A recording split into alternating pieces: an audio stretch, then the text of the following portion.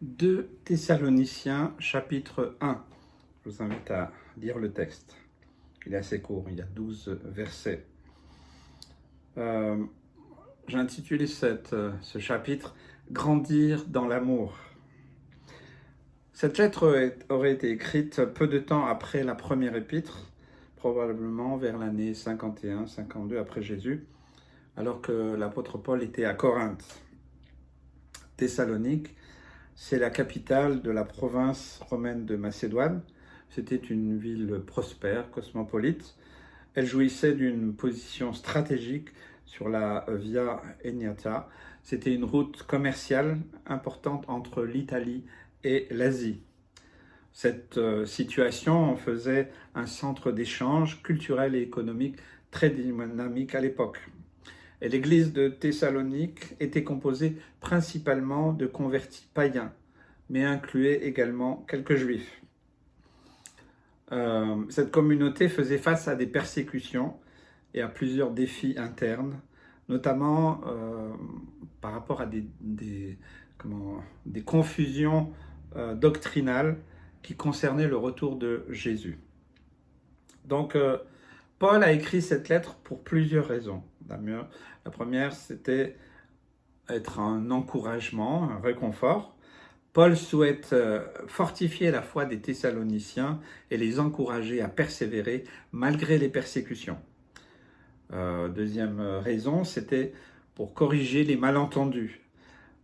L'apôtre Paul cherche à clarifier les enseignements de la seconde venue de Jésus, mettant en garde contre les faux enseignements et toutes les spéculations farfelues et qui étaient très éloignées de la vérité. Et la troisième raison, c'était aussi pour donner des conseils, des principes pratiques. L'apôtre Paul souhaite donner aux Thessaloniciens des conseils sur la manière de vivre en attendant le retour de Jésus, en insistant sur l'importance de mener une vie disciplinée, de travailler tranquillement pour subvenir à ses besoins. Voyons un peu le verset 2 et 3. Nous devons, frères et sœurs, rendre continuellement grâce à Dieu à votre sujet, comme cela est juste, parce que votre foi fait de grands progrès et que l'amour de chacun de vous tous à l'égard des autres augmente de plus en plus. On voit Paul qui il exprime ici sa gratitude envers Dieu pour la croissance spirituelle des Thessaloniciens. Il souligne deux aspects essentiels de cette croissance, l'augmentation de leur foi et puis l'amour fraternel, mutuel qui se renforce parmi eux.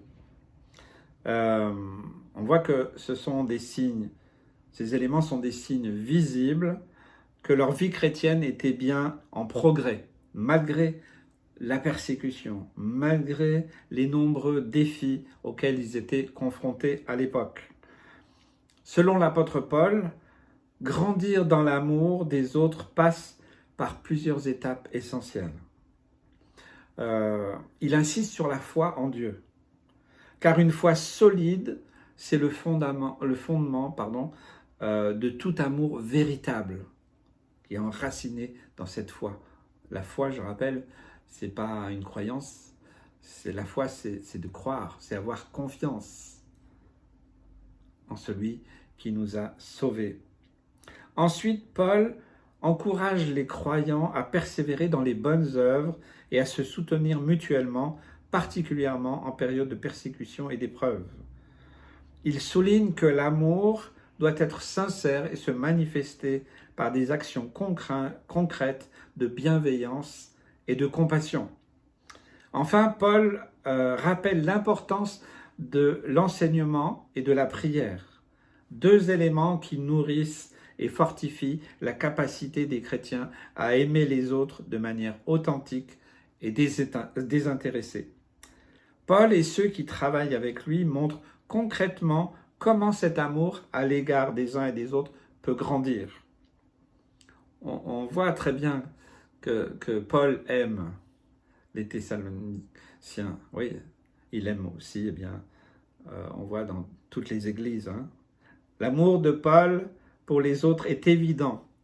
à travers toutes les nombreuses lettres et puis aussi ses actions concrètes envers eux. Par exemple, dans 1 Thessaloniciens 2, versets 7 à 8, Paul compare son affection pour les Thessaloniciens à celle d'une mère nourricière pour ses enfants.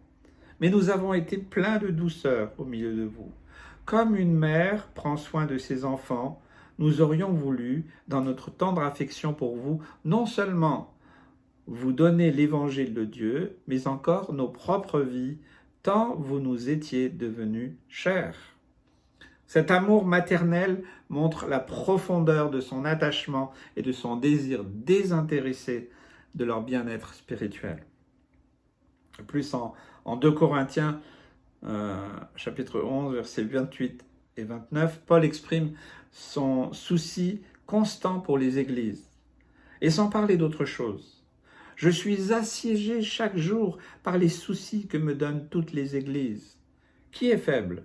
Que je ne sois faible. Qui vient à tomber? Que cela ne me brûle.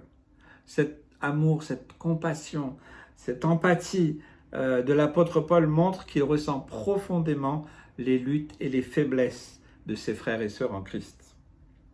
Inversement, l'amour des autres pour Paul est illustré par l'accueil chaleureux et les soins qu'il a reçus de diverses communautés chrétiennes.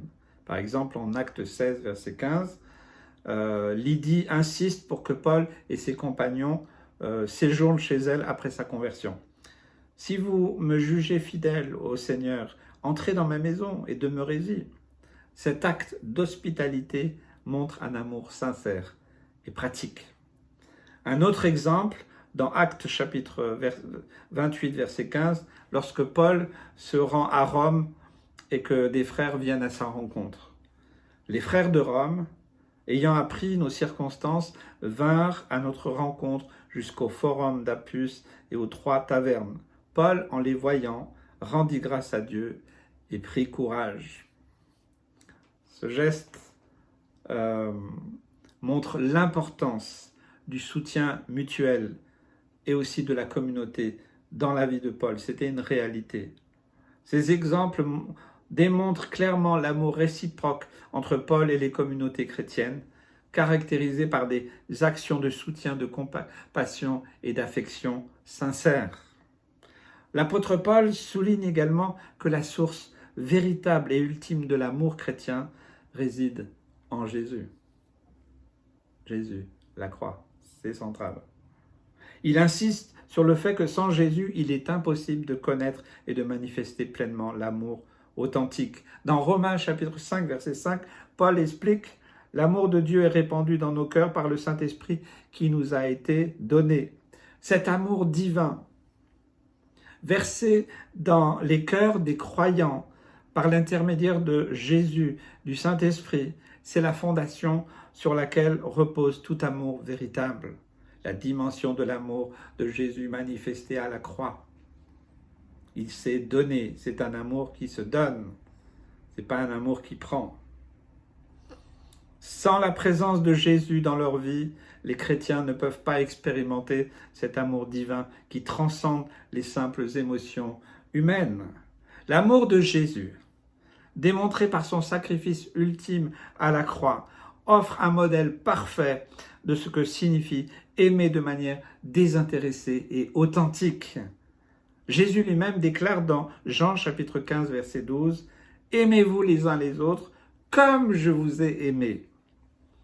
En imitant Jésus et en restant connectés à lui, les croyants sont capables de manifester un amour qui dépasse nos capacités humaines naturelles. Ce n'est pas naturel d'aimer. Est-ce que vous aimez tous ceux qui vous aiment pas? Ce n'est pas naturel d'aimer. C'est souvent un mot qui est utilisé, l'amour. L'amour, c'est surtout pour plutôt dominer l'autre, prendre de l'autre. C'est pour ça que ça va si mal souvent dans les couples. Parce que ce n'est pas un amour qui se donne à l'autre. Si le mari se donne à sa femme, si la femme se donne à son mari, il n'y a personne, il n'y a pas de perdant, il n'y a pas de frustré, il n'y a pas de manque. Chacun donne et il reçoit. Oui, c'est ça. Mais c'est à partir du moment où, dans un couple, on devient exigeant sur qu'est-ce que tu peux me donner. Ah, tu me donnes pas mon amour, l'amour que je veux. Puis souvent, il n'est pas question de la dimension de l'amour de Christ. C'est de l'amour très, très simple, très, très basique, et souvent basé sur nos besoins, nos sentiments, nos émotions, nos ressentis.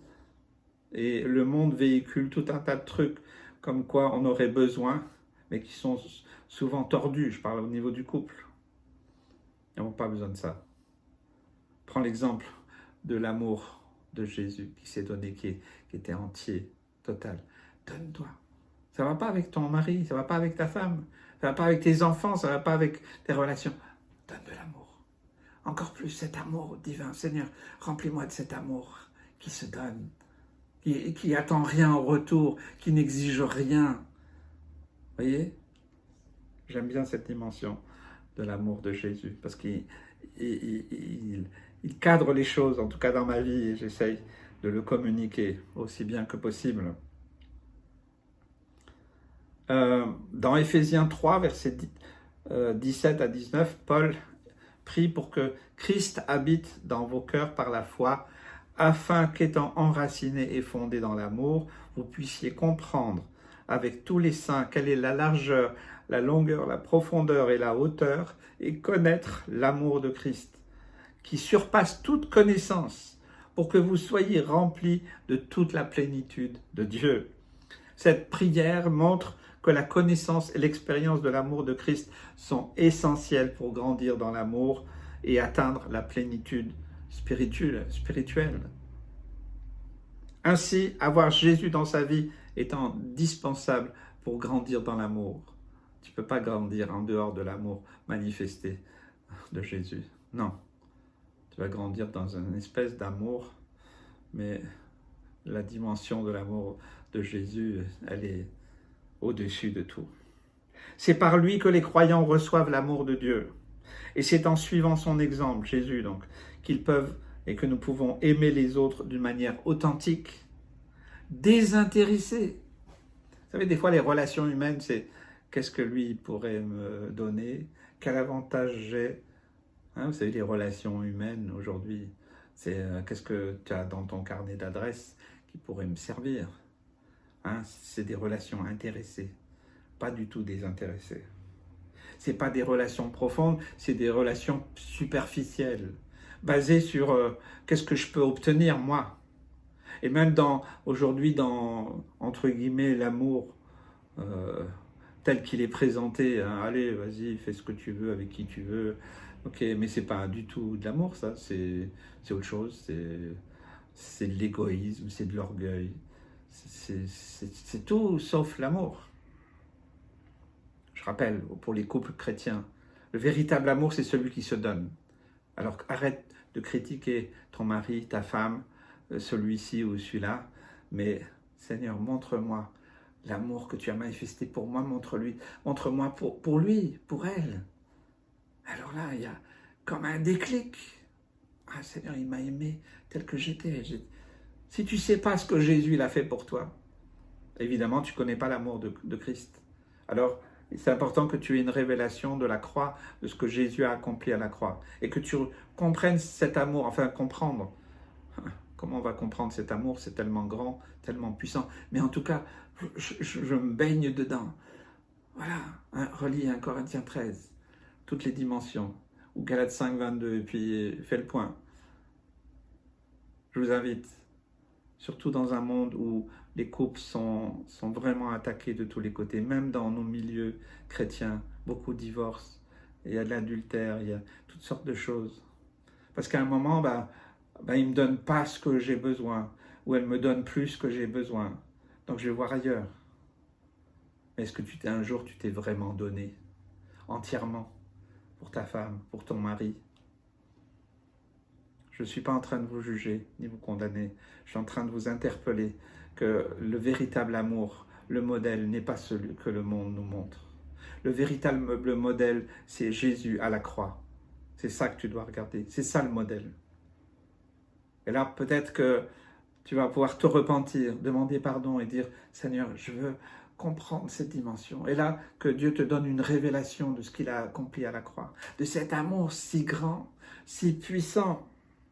Donc, Jésus, c'est le fondement et la source de tout amour véritable dans la vie chrétienne. Je dirais même dans ta vie tout court, dans la vie de couple, d'une famille, dans une communauté. Si Jésus n'est pas la base, le centre, le but, alors c'est totalement humain. Que Dieu te bénisse et t'encourage.